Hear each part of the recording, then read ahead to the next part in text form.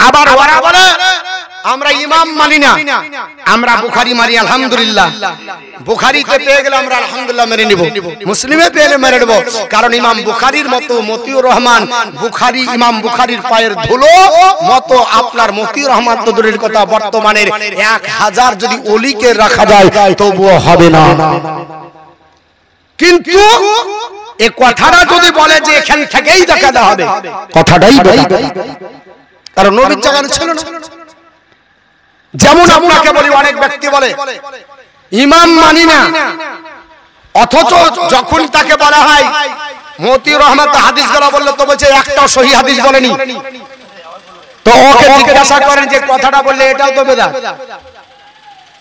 সহি, হাসান, জয়ীফ এই কথাটা যারা বলছে এই কথাটা হলো বেদাতি কথা। কি কথা বলে? কেন বলে নবী কি আমার বলে গেছে যে আমার এটা বেদাত, এই সহি হাদিস, হাসান হাদিস, জয়ীফ হাদিস, এটা নবী কি বলে গেছে? তো নবী বলেননি। কে বলেছেন? ইমামগণ হাদিসকে বিশ্লেষণ করে, গবেষণা করে, তিনাদের গবেষণাতে এই হাদিসের মান কোনটা সহির পর্যায়, কোনটা হাসানের পর্যায়, কোনটা জয়ীফের পর্যায়, আবার মিথ্যা হাদিসকে জাল হাদিস বলেছে। তাহলে এটা ইমামগণের মতামত, ইমামগণের গবেষণা। তো আপনি তো বললেন হুজুর আমরা ইমাম কিমাম মানি না, हम डायरेक्ट रसूलुल्लाह के मानेंगे। तो रसूलुल्लाह तो बोलें दी এটা আমার সহি হাদিস, নবী তো আমার বলেন দি এটা আমার হাসান হাদিস, নবী তো আমার বলেন দি এটা আমার জয়ীফ হাদিস। ইমাম যদি না মানো তো তোমার সহি বলার অধিকার নাই, ইমাম যদি না মানো হাসান বলার অধিকার নাই, ইমাম যদি না মানো জয়ীফ বলার অধিকার নাই। কারণ তোমার গবেষণা অনুযায়ী হবে না, ইমামের গবেষণাতেই আপনাকে সহি, জয়ীফ আর হাসান ডিসাইড করতে হবে। বুঝতে পেরেছেন? আপনাকে আমি একটা 500 টাকার নোট দিলাম, আপনি নিয়ে বলছেন না না না চলবে না, চলবে না, চলবে না। আপনাকে জিজ্ঞাসা করলাম কেন চলবে না? আপনি বলছেন টাকাটা চলবে না, এই টাকাটা জাল। আমি বলছি না টাকাটা ঠিক আছে। তো দুজনের মধ্যে কথা কাটাকাটি হয় না, হয় না? অনেকে লেয়, অনেকে লেয় না। তো টাকা জাল না ঠিক আছে, এ টাকা ধরার জন্য আপনি বলছেন যে ঠিক আছে, আমি বলছি জাল। তা আপনার আর আমার মধ্যে সীমাবদ্ধ থাকলে হবে? একটু জোরে বলেন হবে? তো ঠিক আছে, তুমিও চিনো না টাকা, আমিও চিনি না, তাহলে কি করব? একটু ব্যাংকে চলো। যদি ব্যাংকে যাই, মেশিনে দিলাম, মেশিনও ধরতে পারলো না, মিস্টেক হলো, তো ব্যাংকে যাব, ব্যাংকও মিস্টেক করলো, ডাউট, কাজে আপনার কাজ করছে, বলছে না না না হতে পারে না। তো বলছে তাহলে স্টেট ব্যাংকে চলো। স্টেট ব্যাংকেও যদি না হয়, রিজার্ভ ব্যাংকে যে সিদ্ধান্ত দিবে ওটাই মানতে হবে। আপনার বাপের ঘরের আইন নাই যে সরকারি 500 টাকা নোটকে আপনি বলবেন জাল। জাল বলার জন্য আপনাকে দলিল দিতে হবে। যদি আপনি দলিল দিতে না পারেন তাহলে আপনাকে রিজার্ভ ব্যাংক যা বলবে ওটাই মানতে হবে। তা আপনি আমি কোনটা হাসান, সহি, জয়ীফ, হাসান, আর আপনার জাল বলার অধিকার আপনি রাখেন না, আমিও রাখি না। ওটা আপনার হাদিসের রিজার্ভ ব্যাংক হচ্ছে ইমামগণ। ইমামগণ যদি বলে দেয় হাদিসটি হাসান, আপনাকে মানতে হবে। সহি যদি বলে দেয় আপনাকে মানতে হবে। জয়ীফ যদি বলে দেয় আপনাকে মানতে হবে। জাল যদি বলে আপনাকে মানতে হবে।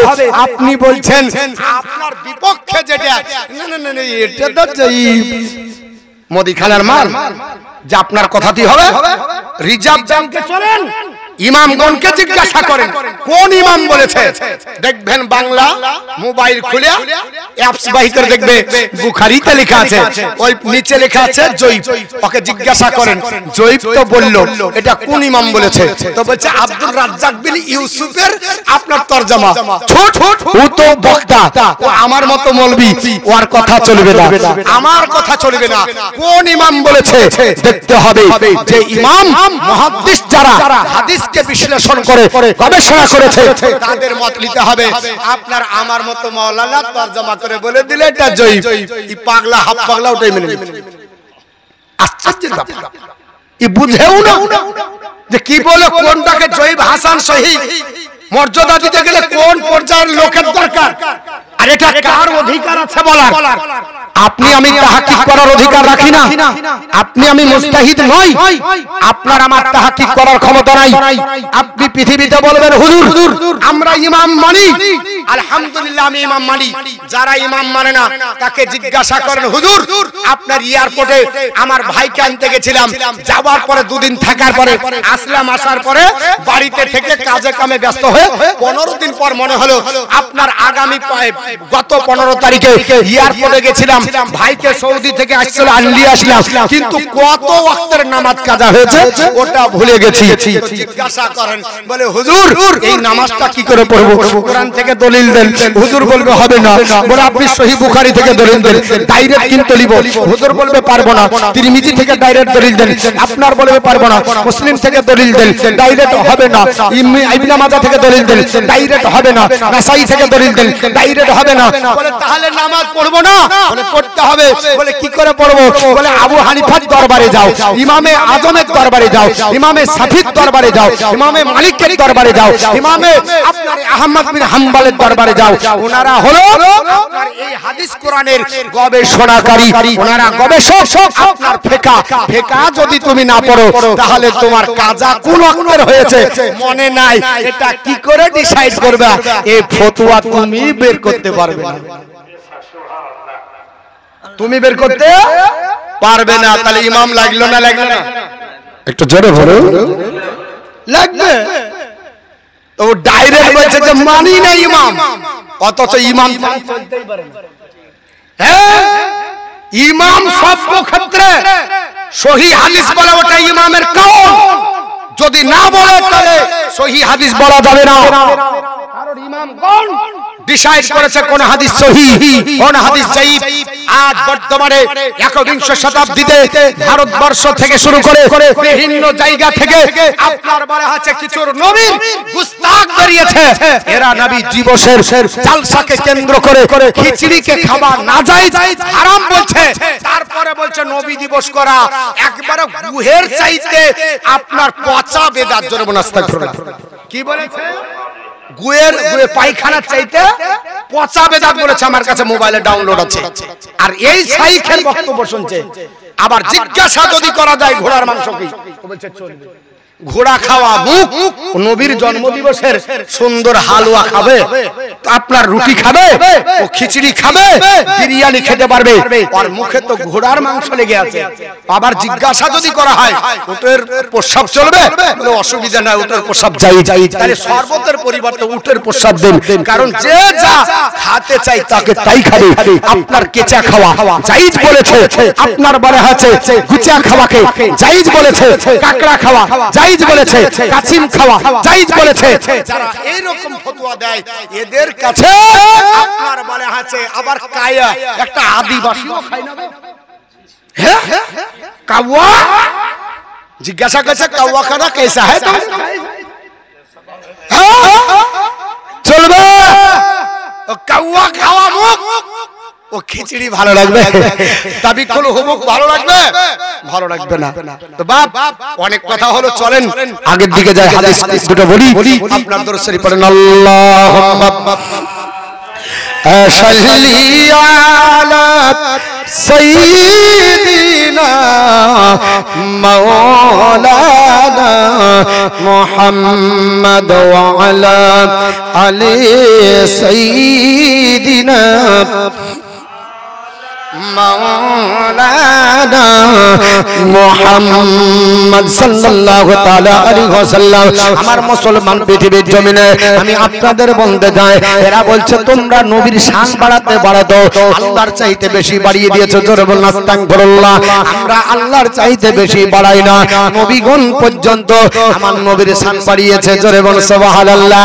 আল্লাহর কালিমা কালিমুল্লাহ তোর পাহাড়ে ওঠার পরে আল্লাহ পাকের দিদার কর, আল্লাহ পাকের দিদার করার জন্য ইচ্ছা প্রকাশ করেছিলেন। আমার আল্লাহ পাক দিদার না দিয়ে নূর দেখিয়ে তোর পাহাড় জ্বলিয়ে আপনার বলে হচ্ছে শর্মা বানিয়ে আপনার গোটা বিশ্ববাসীর জন্য আমার আল্লাহ নিদর্শন বানালেন। আমার আল্লাহ ডাক দিয়ে বলেছিলেন মুসা আমি আল্লাহ পাক তোমাকে বলছি শোনো অহংকারের কিছু নাই। আমি আল্লাহ পাক আমার নবীকে না বানালে আমি আল্লাহ তোমাকে মুসা কালিমুল্লাহ বানাতাম না। জোরে বল সুবহানাল্লাহ। আমার আল্লাহ পাক জানিয়ে দিয়েছে পৃথিবীর জমিনে মুসা কালিমুল্লাহ আপনার বলা আছে তোর পাহাড়ে মুসা কালিমুল্লাহর ব্যাপারে আপনার তাওরাত কিতাবে যে কিতাবে রেফারেন্সটা এসেছে এইভাবে আপনার ইংলিশ কোটেশন করা হয়েছে I will raise them up a prophet from among their brethren like unto thee I will put my words in his mouth and he shall speak unto them all that I shall command him. এ মুসা কালিমুল্লাহ শোনো তোমার ভাতৃদিগের মধ্যে হইতে আমি এমন একজন রাসূল এমন একজন পয়গম্বর পাঠাবো লাইক আনটু দি তোমার মতো হবে তবে নবীকে আমার মতো বলা চলবে না। বলে কেন বলা চলবে না? I will put my words in his mouth and he shall speak unto them all I shall command him. মুসা কালিমুল্লাহ আমি আল্লাহ পাক নবীকে যা বলতে বলবো আমার নবী ওটাই বলবে, একটাও বানাওয়াট কথা বলবে না, নিজের সিদ্ধান্ত নেবেন না, নিজে থেকে কোনো আপনার কথা বলবে না। মৌলবীকে জিজ্ঞাসা করলে মৌলবী বলে আল্লাহর নবী নামাজ পড়তে গেছিল আপনার ফরজ গোসল না করে নবী আমার ভুলে চলে গেল। যাওয়ার পর নবীর মনে হয়ে গেল নবী মসজিদে গিয়ে বলছে সাহাবারা বসো আমি ফরজ গোসল করিনি, ফরজ গোসল করে আসি। জোরে বলুন আস্তাগফিরুল্লাহ। আমার নবী বললেন সাহাবারা আল্লাহ পাক লাকাদ কানা লাকুম ফি রাসূলিল্লাহি উসওয়াতুন হাসানা আমার আল্লাহ পাক আপনার মানব জাতির জন্য নবীকে মডেল বানিয়েছে, আপনার নমুনা বানিয়েছে, নিদর্শন বানিয়েছে, আইডল বানিয়েছে, আপনার বলে হচ্ছে সবার আপনার হিরো বানিয়েছে। নবী যদি পৃথিবীর জমিনে ফরজ গোসলের আপনার বলা হচ্ছে করে মসজিদে না ঢুকতেন তাহলে ফরজ গোসলের পরে আপনার গোসল করতে হবে, তারপরে মসজিদে যেতে হবে। এটা উম্মত কি করে শিখতো? আল্লাহর নবী পৃথিবীর জমিনে আপনার কোন কাজ একটাও নিজের থেকে করেন না। আমার আল্লাহ পাক বলেছে ওমা আনতিকু আনিল হাওয়া ইন হুয়া ইল্লা ওয়াহয়ুহা আমার নবী একটাও নিজের পক্ষ থেকে বলেন না, নিজের পক্ষ থেকে সিদ্ধান্ত নেন না। আমি আল্লাহ যা প্রত্যাদেশ করি তাই করি। আমার আল্লাহ পাক বুঝাতে চাইলেন হাবিব আপনি চলে যাওয়ার পরে আপনার উম্মতরা নামাজ পড়তে যাবে, যদি স্ত্রী সহবাস করে চলে যায় নামাজ কি করে পড়তে হবে ওটার নিদর্শন আপনি জানিয়ে দেন যে ফরজ গোসল না করে নামাজ হবে না। আপনি নামাজ পড়বেন ভুল হয়ে গেল সহজ সিজদা করতে হবে না হবে না? যদি নবী যদি আপনার এটা না করতেন আপনি কি পারতেন বাবা? আমার আল্লাহ বলছে আমি যা করাই তাই করি। আল্লাহ কি ভুল করে? জোরে বলুন। আল্লাহ তো ভুল করেন না, আল্লাহ যা করাই তাই নবী করে। তো নবী আপনার বলে হচ্ছে নিজের থেকে যদি না করে তো আল্লাহই তো বললো নবী গো তুমি মসজিদে যাও ফরজ গোসল না করে যাও, কারণ ওই উম্মতেরা তোমার জানাবে, তোমার সাহাবীরা জেনে নেবে যে ফরজ গোসল করে গোসল করা যদি না হয় মসজিদে চলবে না আসা, ফরজ গোসল যদি না হয় নামাজ পড়া চলবে না। এটা যদি আমার আল্লাহ পাক নবীর দ্বারাতে সাহাবীদেরকে না জানাতেন তাহলে বলেন আজকে কি করে আইডিয়া পেতেন? আপনি কি করে নামাজ পড়তেন? সহজ সিজদা যদি নবী আমার না করতেন আপনি কি করে সহজ সিজদা করতেন? নামাজ ভুল হয়ে গেল। আমার নবীর চাইতে তো আমাদের মেমরি বেশি না, আমাদের তো জ্ঞান শক্তি বেশি না। আমরা তো নামাজ পড়তে গিয়ে 5 রাকাত 4 রাকাতকে বানিয়ে দিই, আমরা 3 রাকাতকে 4 রাকাত বানাই, আবার মাঝে মাঝে 4 রাকাতকে 3 রাকাত বানাই। কত যে আপনার গোল্লা মারি তার ঠিক নাই। নামাজ পড়ি মসজিদে চলে যাই দিল্লি ঘুরতে, কত ভুল হয়ে যায় কি করে নামাজ হবে? যদি এই ভুল সংশোধনের তরিকা আল্লাহর নবী না করে দিতেন তাহলে তরিকা পেতেন না। আল্লাহ পাক ডাইরেক্ট বলছেন আল্লাহ ওরে আমার হাবিব আপনি আপনার বলে হচ্ছে এটা করেন, এটা আমার আল্লাহর ইচ্ছা, না হলে নবী করেননি। কারণ আল্লাহ বলছে আমার নবী একটাও নিজের পক্ষ থেকে বলেন না, আমি আল্লাহ যা বলাই তাই বলে, আমি যা করাই তাই করে। আমার নবী যা আমি যা খাবাই তাই খাই, সব যদি আল্লাহর ইশারা হয় তো নবী আপনার করেছে ভুল। তাহলে কেউ যদি বলে আল্লাহ পাক ভুল করাইছে তাহলে বলেন আল্লাহর ভুল ধরলে ঈমান থাকবে নাকি? হ্যাঁ, অঙ্কের মাস্টার অঙ্ক করায়, মাস্টার সাহেব আছে, অঙ্ক করাতে করাতে বলে যে এই ফর্মুলাতে অঙ্কটা করতে হবে, যদি এটা করো তাহলে অ্যানসারটা ভুল হবে। ওই ফর্মুলাটা কেন বলে দেয়? ভুলটা দেখিয়ে দেয়, তোমরা এটা করবে না, এটা ভুল। তার মানে মাস্টার জানে না তাই ভুল করেছে না, তোমরা ভুল করবে, তোমাদেরকে সতর্ক করলাম। আর ভুল যদি হয় সংশোধন কি করে করবা?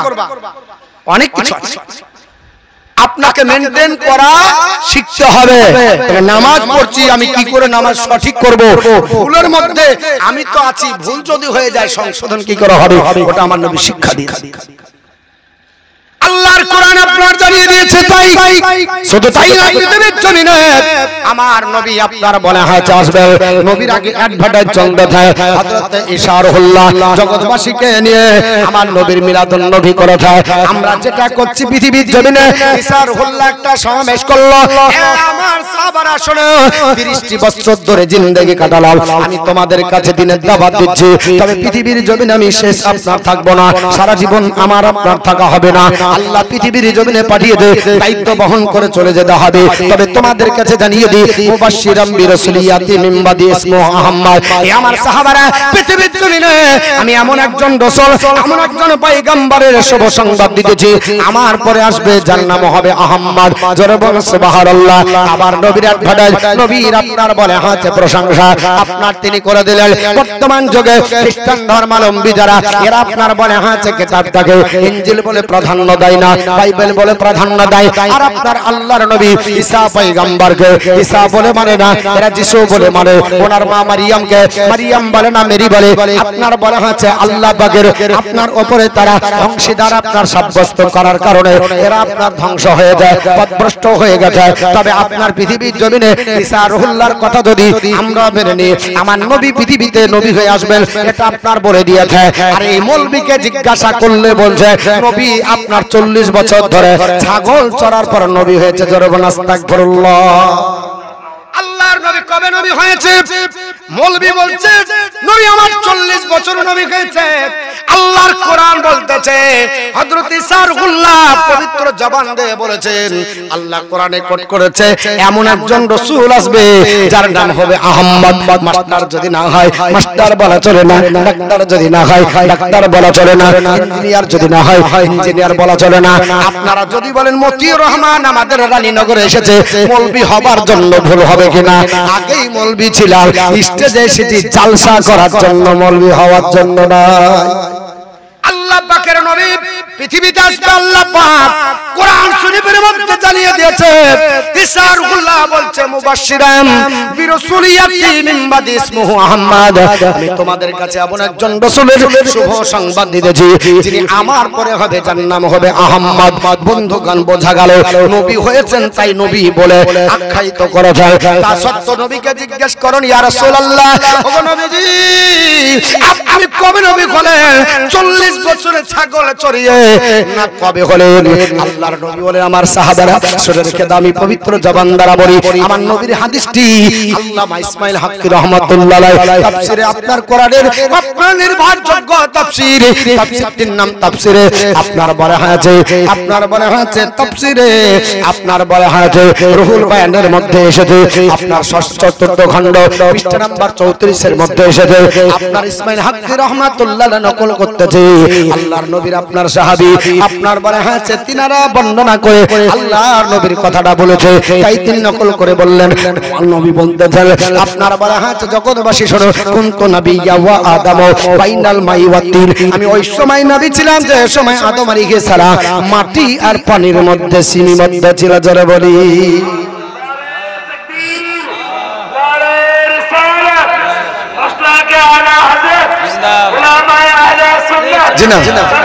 আমার বন্ধুগণ, পৃথিবীর জমিনে আল্লাহর নবী কবে নবী হয়েছে? বিশ্ব নবীকে জিজ্ঞাসা করেন, নবী আমার বলছে কুনতু নাবিয়্যা ওয়া আদামু বাইনা রূহি ওয়াল জাসাদ, আমি ওই সময় নবী ছিলাম যে সময় আদম আলাইহিস সালাম শরীর আর রূহুর মধ্যে সীমাবদ্ধ ছিল। জোরে বল সুবহানাল্লাহ। আর মৌলবীকে জিজ্ঞাসা করলে মৌলবী বলছে 40 বছরে নবী হয়েছে, এখন নবীর কথা মানবো না মৌলবী সাহেবের কথা। ও মৌলবী, আপনার গ্যারান্টি নাই, আপনি কোথায় যাবেন ঠিকানা আপনার ডিসাইড করা যাবে না। আবার নবী আবার আপনার কোন জায়গায় যাবে ওটার আপনার বলা হয়েছে ঠিকানা কোথায়? তো মৌলবি ডিসাইড করছে নবীকে আল্লাহ পাক কিয়ামতের দিনে যখন হাসরের ময়দানে আপনার আমলনামা দিবে, নবী নিজের আমলনামা নিয়ে ফাল করে তাকাবে, জোরে বলুন আস্তাগফিরুল্লাহ। এটা কে বলেছে? আপনার আহলে হাদিসের গুরু, নাম হলো আপনার বলে আছে, তার নাম হলো রাজ্জাক বিন ইউসুফ। এটাকে রাজ্জাক বিন ইউসুফ বলি না, আমি কাজ্জাব বিন ইউসুফ বলি। এত বড় মিথ্যাবাদী আল্লাহর নবীকে বলছে, নবী ফাল করে নিয়ে তাকাবে আমলনামা। আমার নবী যে আপনার শাফায়াতের কান্ডারি, নবীর শাফায়াত ছাড়া যে জান্নাতে পাবে না। আল্লাহর নবীর রহমতের ছায়াতে গোটা নবীগণ পর্যন্ত চলে আসবে। আর আমার নবীর ব্যাপারে বলতেছে, নবী আপনার আমলনামা নিয়ে ফাল করে তাকাবে। আমার নবীর আব্বা মায়ের ব্যাপারে জিজ্ঞাসা করা হলো, তাকে বলছে নবীর আব্বা মা জাহান্নামে যাবে, জোরে বলুন আস্তাগফিরুল্লাহ। আর মৌলবীর আব্বা মা কোথায় যাবে? বলছে জান্নাতে যাবে, আস্তাগফিরুল্লাহ। মৌলবী কোথায় খেয়েছে, কোথায় কি করেছে, কত রাকাত নামাজ আপনার কাজা করেছে, ঠিক না?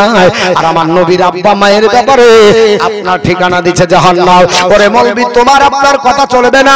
আল্লাহর নবী পৃথিবীর জমিনে কোন নাপাক আপনার বলে হয়েছে পেট থেকে, আর নাপাকের আপনার বলে হয়েছে পৃষ্ঠ থেকে আল্লাহ পাক নবীকে পাঠাইবে।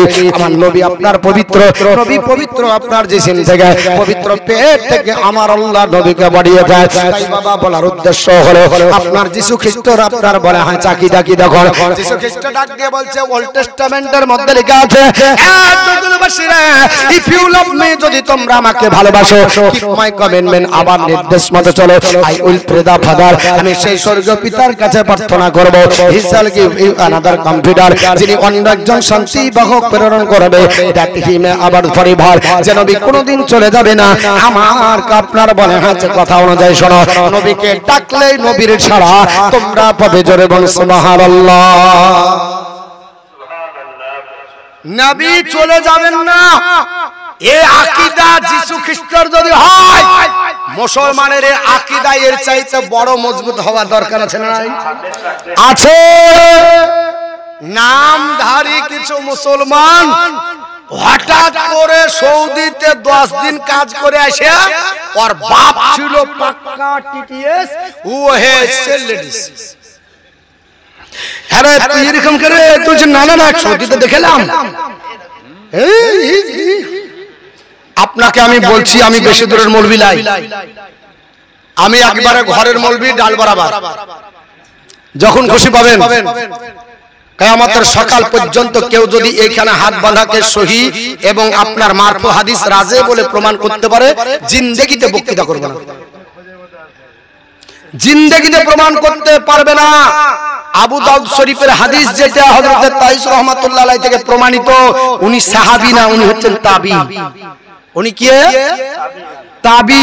যে নবীকে দেখেননি সে যদি বলে আমি নবীর কাছে শুনেছি, নবীকে এইভাবে মানতে দেখেছি, তাহলে ওটা কি সহি হবে? আচ্ছা বলেন, আমি যদি বলি যে আপনাদের এখানে আসমাতুল্লাহ সাহেব ছিলেন, ওনার সঙ্গে বক্তৃতা করেছি, আমার কথাটা সঠিক হবে? এই মাওলানা আপনি ছিলেন না, তার আগেই উনি চলে গেছেন পৃথিবী থেকে, আপনি আপনার মামা শ্বশুরকে দেখেছেন, আপনি আরো আপনার আবুল হাসান মাওলানাকে দেখেছেন। তা আমি যদি বলি যে আমার মামার কাছে শুনেছি, আবুল হাসানের কাছে শুনেছি, ওরা শুনেছে আপনার বলা আছে চাচার কাছে যে উনি এই এই আলেম ছিলেন, তবে তো সঠিক হবে। তাহলে আমি কার রেফারেন্স দিব? আমার মামা শ্বশুরের। আর উনি কার কাছে ওর সম্পর্কে শুনেছেন? চাচার কাছে। আর চাচা ডাইরেক্ট নামাজ পড়েছে কার পিছনে? আসমাতুল্লাহ সাহেবের কাছে। তাহলে কথাটা সঠিক হলো। আর মতিউর রহমান যদি বলে আমি দেখেছি উনি এই সূরা পড়ে নামাজ পড়াতেন আর এই বক্তৃতা করতেন, কথাটা কি আপনার সত্যি হবে? হবে না। তাহলে যে হাদিস বর্ণিত হয়েছে তাবী বর্ণনা করছেন, সাহাবী না। উনি কোন সাহাবীর রেফারেন্স দেননি। উনি বলেননি যে আবু বকরের কাছে শুনেছি উনি নবীর কাছে এইভাবে নবীর পিছনে নামাজ পড়েছেন। আপনার বলেননি আবু হুরায়রা এইভাবে নামাজ পড়েছেন, কোন সাহাবী রেফারেন্স দেননি। উনি ডাইরেক্ট নিজে বর্ণনা করছেন। তাহলে মাঝে সাহাবী কই? উনি তো সাহাবী না, তাবী। বুঝতে পারলেন? তাহলে আমার মাঝে যেমন রেফারেন্স দুটো লাগবে বা একটা লাগবে, আমি ইনার কাছেও ডাইরেক্ট শুনতে পারি, বা আরেকজন যিনি আসমাতুল্লাহ সাহেবকে দেখেছেন তার সঙ্গে আমার কথোপকথন যদি হয়, আর আমি যদি বলি অমুকের কাছে শুনেছি উনি আসমাতুল্লাহর পিছনে নামাজ পড়েছে, তাহলে সঠিক। বোঝা গেল? তাহলে আপনার বলে আছে এই হাদিস কোথায়? আপনাকে চ্যালেঞ্জ করলাম কিয়ামতের সকাল পর্যন্ত লেডিস হাদিস খুঁজে পাবে না, এটা মহিলাদের হাদিস। আপনার বলে আছে ও আপনার নিজেকে দলিল বানিয়ে নিয়েছে। কি বানিয়ে নিয়েছে? দলিল দিয়ে হয়েছে সৌদিতে এই রকমই আছে, তো সৌদি কি দলিল? সৌদি দলিল? আরে সৌদির যে আপনার বলে আছে সম্রাট, আপনার বলা হচ্ছে আপনার প্রিন্স সালমান, এই বিবাহ করেছে আমেরিকা খ্রিস্টানের মেয়েকে। আপনি মনে করছেন যে একেবারে সৌদি থেকে এসেছেন, তো আপনি মনে হচ্ছেন এমবিবিএস ডাক্তার হয়ে চলে এসেছেন। সৌদিতে গেছিলেন আপনার বলা হচ্ছে যে মনে হচ্ছে আপনি মুফতি হয়ে চলে এসেছেন। সৌদি দলিল না। যারা সৌদিতে নামাজ পড়েছেন, আপনি যদি ওই সৌদির ওই জায়গাটা পবিত্র না হয়, খোদার কসম করে বলি, যদি এই আচরণে মসজিদে নামাজ পড়েন নামাজ এক ওয়াক্ত হবে। নামাজও পড়ছে ঘাড় দিয়েও টপকেছে, নামাজও পড়ছে সামনে দিয়েও, নামাজও পড়ছে আপনার বলা আছে সামনে কোরআন পায়ের উপর লিয়ে আছে, আছে না নাই? যারা দেখেছেন বলবেন। আমি নিজে যে দেখে এসেছি, নামাজ পড়তে দেয় না, ফরজ টুকুন কোনো মতে হলো, হাইব্রিড সব নামাজ, নামাজ ফরজ টুকুন যে হাইতাই করে হলো, আর নাই ঘাড় দিয়ে মনে হচ্ছে কাতলা মাছ টপ গেছে। আর আপনাকে নামাজ পড়তে দিবে না, সুন্নাত নাই, নফল নাই, ওয়াজিব নাই, সব বাদ জাহাইতে করে পাই তুলিয়ে 4 রাকাত বা 2 রাকাত পড়ে। ওরে বাপ রে, ভাঙন ধরলো তো। আপনি যদি কোন রকমের রুকু থেকে সামি আল্লাহু লিমান হামিদা বলে দাঁড়িয়ে যান, তাহলে এইভাবে যদি চলতে লাগে তো 1.5 মিনিট দাঁড়িয়ে থাকতে হবে, আর আপনি সিজদায় যেতে পারবেন না, ফাঁকা হবে। তারপর আপনি মনে করছেন ওটাই দলিল যে সৌদিতে সামনে দিয়ে যায় ওটা দলিল, ঘাট দিয়ে টপকায় ওটাই দলিল, কোরআন শরীফ পায়ের উপর রাখবে ওটাই দলিল, বিনা আপনার ওযুতে কোরআন ছুঁবে ওটাই দলিল, কাবা শরীফের দিকে পাক করে আপনার দাঁড়িয়ে আছে ওটাই দলিল, আল্লাহর রাসূল রওজাকে আপনার পা দিয়ে আপনার বলে আছে পা সামনে দিয়ে আছে, এটা আমি খোদার কসম করে বলছি, নিজে দেখেছি। এরকম করে সব ওটা দলিল নয়। দলিল হচ্ছে কোরআন হাদিস। যে রাসূলুল্লাহর রওজা শরীফের দিকে পা করা যাবে কি যাবে না, কাবার দিকে পা করা যাবে কি যাবে না, শরীয়তের মাসলা যদি কেউ থুতু ফেলে দেয় ইমামের পিছনে নামাজ হবে না, আর আপনি দলিল বানিয়ে নিচ্ছেন যেটা সেটা, ওটা তো দলিল নয়। দলিলের জায়গায় দলিল চাইতে হবে, বুঝতে পেরেছেন? দলিলের জায়গায় দলিল না চেয়ে বলছে সৌদিতে দেখেছিলাম, বা সৌদিতে দেখে এসেছে, তার মানে ওটাই হচ্ছে দলিল। আহলে সুন্নাত ওয়াল জামাত যেটা বলে, এর কোন আপনার বলা আছে একটাও উল্টা পাল্টা কথা বলে না। আবার মহিলা সমিতি গঠন করেছে, এখন বলছে রাসূলুল্লাহর জামানায় নবীর পিছনে নামাজ পড়েছে, জুম্মার নামাজ আমরাও পড়াবো। ওরাও এখন আপনার মহিলা সমিতি গঠন করে বাড়ির মেয়ে ছেলেকে নিয়ে টানতে টানতে দুতলার উপরে বুকের উপর চড়েছে, করছে না, করছে না। আচ্ছা, আপনাদেরকে একটা প্রশ্ন করছি, লিখে রাখেন। হাদিস বলছি শুনেন, মতিউর রহমান দালালি কথা বলে না, দলিলি কথা বলছে।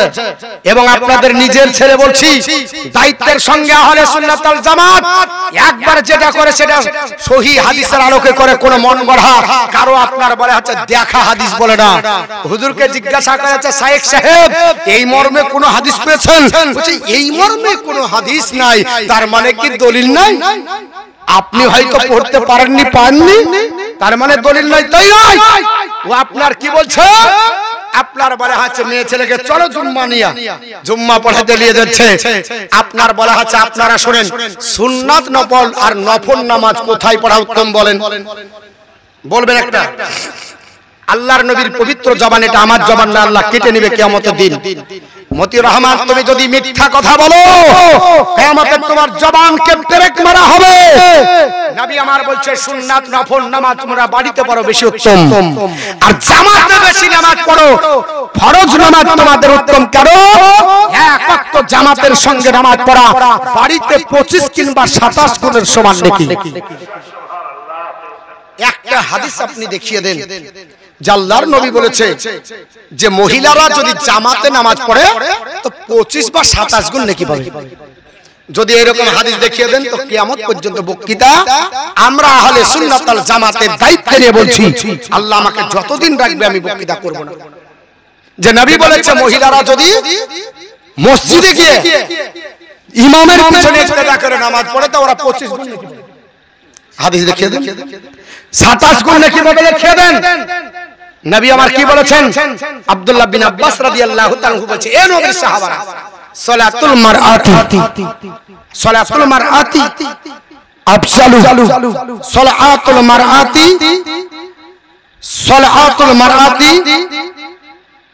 দরুদ শরীফ পড়েন। আমি হাদিসটা ভুলে গেলাম। আল্লাহ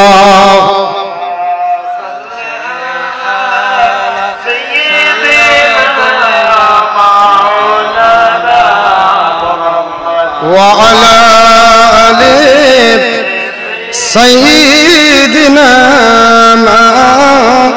مولانا محمد وعلى آل سيدنا مولانا محمد صلى الله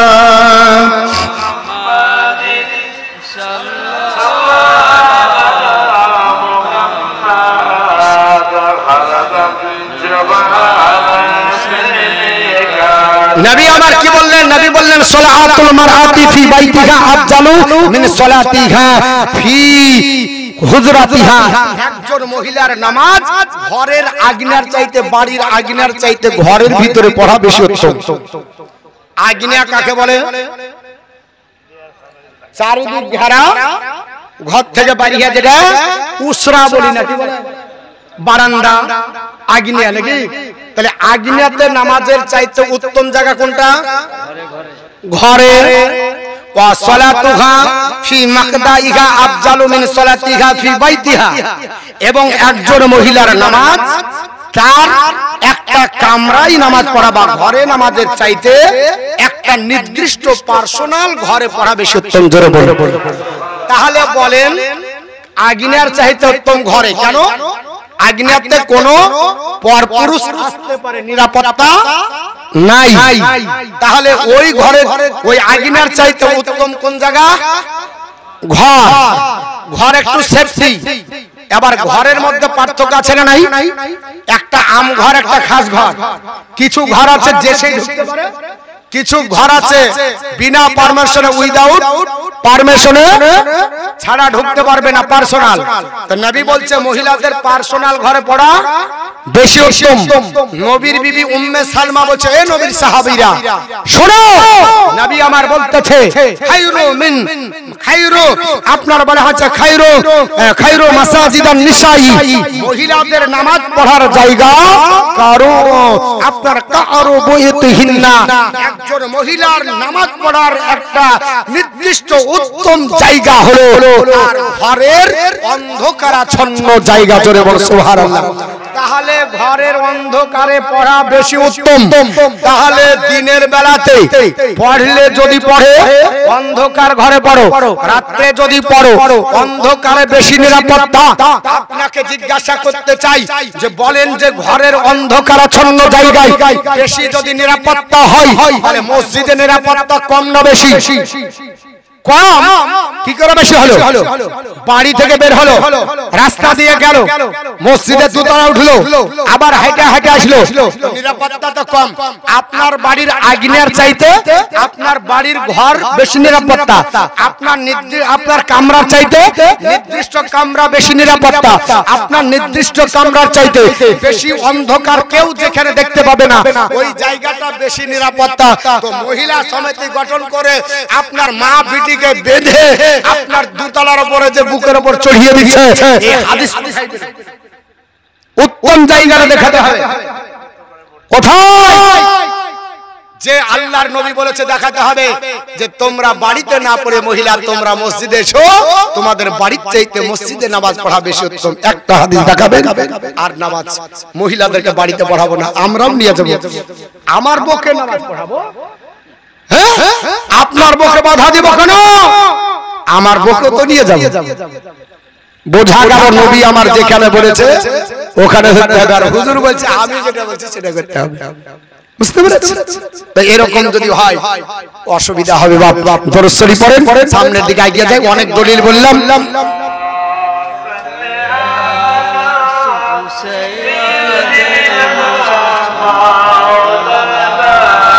তো যাবেন না কেউ। মুফতি সাহেব আসছেন, আমার পরে পরেই চলে আসবেন, আর বেশি সময় নাই, খুব তাড়াতাড়ি উনি চলে আসবেন। আল্লাহুম্মা সাল্লি আলা মাওলানা মুহাম্মদ সাল্লাল্লাহু তাআলা আলাইহি ওয়াসাল্লাম। আমার মুসলমান বলার উদ্দেশ্য হলো নবীকে বাড়াতে বাড়াতে আল্লাহর চাইতে বেশি বাড়িয়ে দিয়েছে। জোরে বলুন আস্তাগফিরুল্লাহ। আমরা নবীকে কেন মানি? কারণ হলো নবী বলেছে আমি রাসূলুল্লাহ তোমাদেরকে জান্নাতের গ্যারান্টি দিতে পারি। জোরে বলুন সুবহানাল্লাহ। আমরা তোমাদেরকে জাহান্নামের গ্যারান্টি দিতে পারি।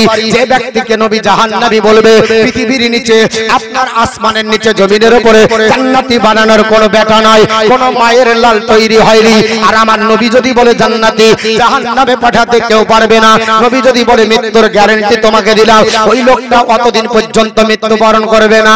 আলীকে জিজ্ঞাসা করেন, আলী তুমি কতদিন আপনার মৃত্যুর ভয় তুমি আপনার নিশ্চিতে ছিলে?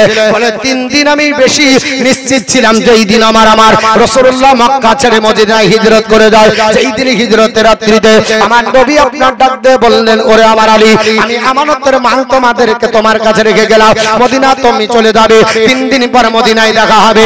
আমি আলী বলতেছি গোটা বিশ্ব আপনার একদিকে, আর আমি রাসূলুল্লাহর কথা একদিকে করব। আমি নিশ্চিন্তে নাক ডেকে ঘুমাবো। 3 দিন মালাকুল মউত আমাকে স্পর্শ করবে না। জোরে বলুন সুবহানাল্লাহ। কারণ নবী বলেছে মদিনাতে আমার দেখা হবে, মক্কায় মৃত্যু হবে না, রাস্তায় মৃত্যু হবে না, কাফের অ্যাটাক করতে পারবে না, কারো বাপের ক্ষমতা নাই। নবী বলেছে মদিনায় দেখা হবে, অতএব মদিনা না যাবার আগে আমার মৃত্যু হবে না।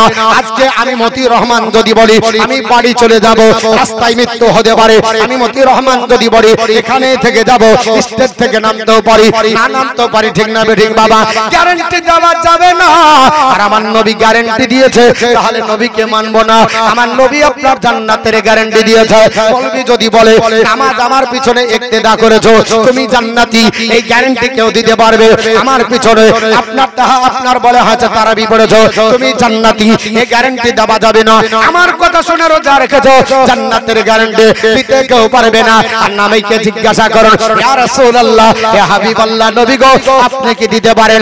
নবী বলছে হ্যাঁ হ্যাঁ হ্যাঁ। এ আমার সাহাবীরা, আকফিলুল বিসিদ্দিল, আমাকে 6টা জিনিসের গ্যারান্টি দাও।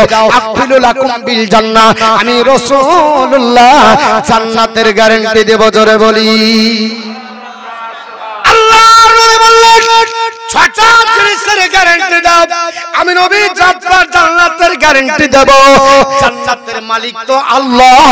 সাহাবীরা তো কষ্ট করতে পারতেন, নবী গো আপনি কি করে জান্নাতের গ্যারান্টি দিবেন? কারণ মরার পরে হিসাবের পরে জান্নাত হবে। ঠিক না ঠিক বাবা? হিসাবের পরে মিজানের পাল্লাতে নেকি বাদি হবে। আমার আল্লাহ পাক জান্নাতের মালিক। ইয়া রাসূলুল্লাহ আপনি কি করে বললেন? এই প্রশ্নটা করতে পারতেন কিনা? নারে তাকবীর, নারে সালাত।